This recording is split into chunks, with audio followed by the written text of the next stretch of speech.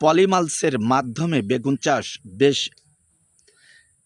জনপ্রিয় হয়ে উঠেছে। এর বিশেষ উপকারিতা হচ্ছে আগাছা নিয়ন্ত্রণ করে, মাটির আর্দ্রতা ধরে রাখে, মাটির তাপমাত্রা নিয়ন্ত্রণ রাখে এবং জৈব পদার্থের অপচয় রোধ করে, রোগবালাই নিয়ন্ত্রণ করে এবং পোকামাকড় কম হয়। ফলে কৃষকরা বেশ উপকৃত হচ্ছে এই পলি মাধ্যমে বেগুন চাষ। ফলে এখন সাতক্ষীরার ব্রহ্মরাজপুর এলাকার মাঠে মাঠে কিন্তু পলিমালসের মাধ্যমে বেগুন চাষ শুরু হয়েছে।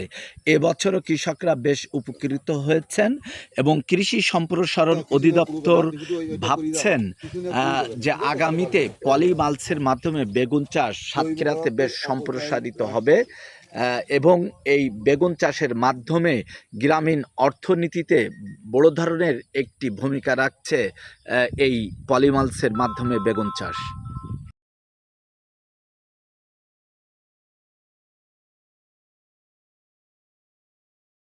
প্রিয় কৃষক ভাইরা, আপনারা দেখতে পাচ্ছেন যে বেগুন দেখেন গাছগুলো কত সুন্দর হয়েছে এবং কোনো পোকামাকড় নাই, এবং যে সেচ ব্যবহার করা হয় সেচ পানি, এটা কিন্তু এখানে দেওয়া লাগে না। দেখেন নিচে যে পলিথিন বিছানো আছে, এই কারণে কিন্তু ওই সবসময় মাটিতে ভিজা থাকে এবং ওই যেই আমরা সেচ পানি যেটা ব্যবহার করি সেটা কিন্তু ব্যবহার করা লাগে না। আর দেখেন গাছের কত সুন্দর দেখতে, বেগুন গাছের কালার, বেগুন সব দেখে কিন্তু ধরনও বেশি, পোকা নাই বললেও চলে, মানে খুবই কম। শতকরায় মনে করেন 90% বেগুন ভালো আছে, 10% বেগুনে পোকা থাকে। দেখেন গাছে প্রচুর পরিমাণে ফুল রয়েছে এবং গাছ দেখতে কিন্তু খুবই তরতাজা রয়েছে। গাছ কিন্তু ফুলে নাই, অন্যভাবে চাষ করলে কিন্তু গাছ ফুলে যায়, এখানে কিন্তু ফুলের ভাগ নাই। এখানে ফল মানে যে ফল আছে কিন্তু পর্যাপ্ত পরিমাণে ফুল আছে, বেগুন গাছ কিন্তু ফলবে না। আগাছা নিয়ন্ত্রণ করে।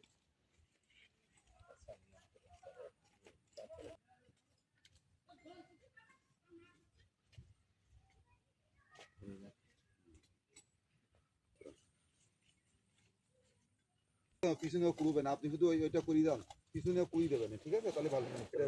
হ্যাঁ, জৈব পদার্থের অপচয় হ্রাস করে।